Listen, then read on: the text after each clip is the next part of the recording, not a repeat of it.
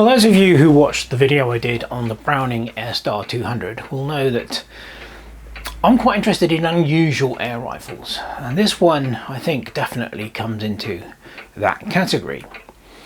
This is a Chinese made air rifle made by a company called Tri-Arrow in the 1990s. It was sold under various different names. It was sold as the BAM, B-A-M, B45-3, but it's probably best known as the SMK B45-3. And SMK were the company that imported this gun into the UK. Now, this is a multi-pump, multi-shot pneumatic air rifle.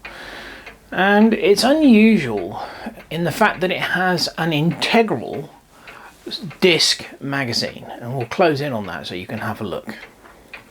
Now this magazine, this is the plastic disc here, is integral. You can't remove it unless you strip the gun down, and it's manually indexed. It doesn't automatically index, you have to turn it yourself, and it holds 12 shots, and that's quite an unusual way of doing it, certainly back in the 1990s. Simple bolt action for loading the pellets, but yeah, it's an unusual gun. Now, when these were imported into the UK by SMK, they quite rightly did not like the original stocks. Originally they came with Chinese wooden stocks which were heavily lacquered.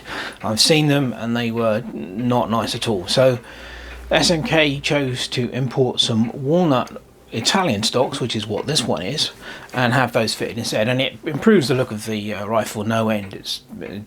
I think these look really nice. Strangely enough, these had a reputation of being ugly guns in the 90s. I don't think that's fair.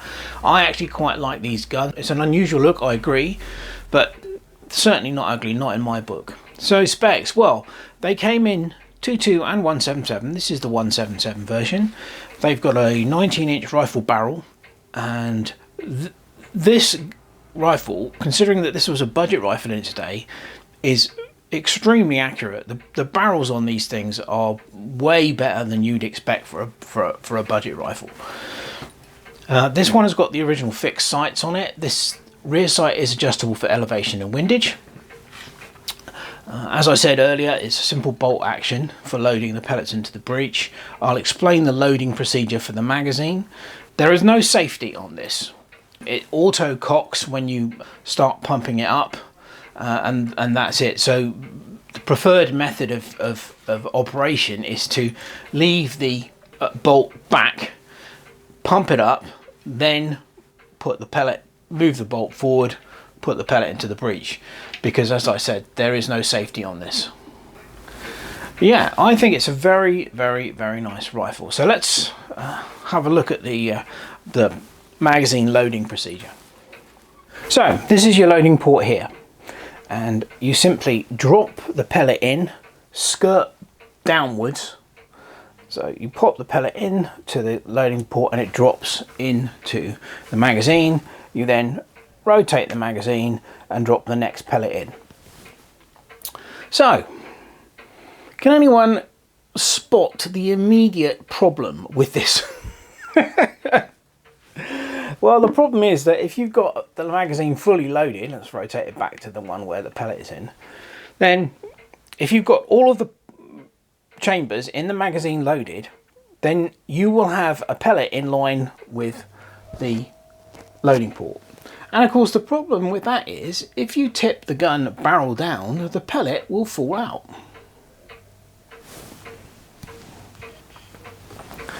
And I will try and demonstrate that. And there you go. There is the pellet.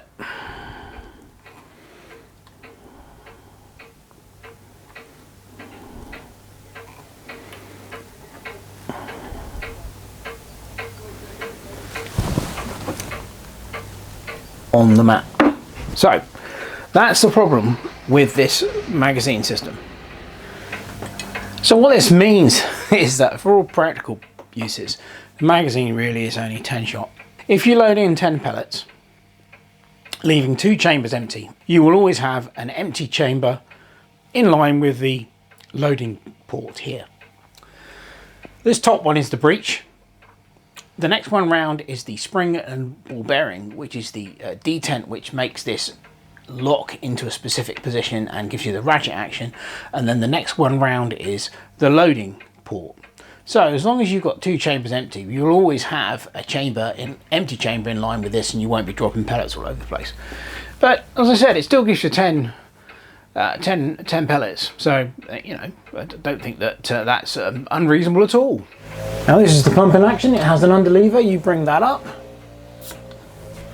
like that, pull it back down again, and that is one pump.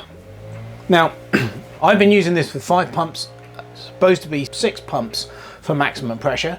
5 gives you plenty of power out of it. As I said, I generally pump it up first before loading a pellet into the breech because there is no safety. Here's a quick look at the other side. I was very lucky with mine. There's a couple of little tiny nicks on the stock, but otherwise it's in excellent condition, as is the bluing on all the metal work here. The block at this end and the magazine front plate and breech block are cast aluminium, and they've been painted black, as is the rear sight. The rest of it is very nicely blued, and the bluing on this particular gun is excellent. Anyway, I just thought you might like to have a look at this rather unusual pump action air rifle from the 1990s. As I said, it was made by Tri-Arrow, who's a Chinese company, but was sold under the name of BAM B45-3, and as I said, in this country this was really better known as the SMK B45-3. Unusual, and I think a nice looking rifle. Other people didn't, but I do. So there you go. Thought you'd just like a quick look at this, and yes, it is the latest rifle in my ever-growing collection. As always, thanks for watching. Cheers.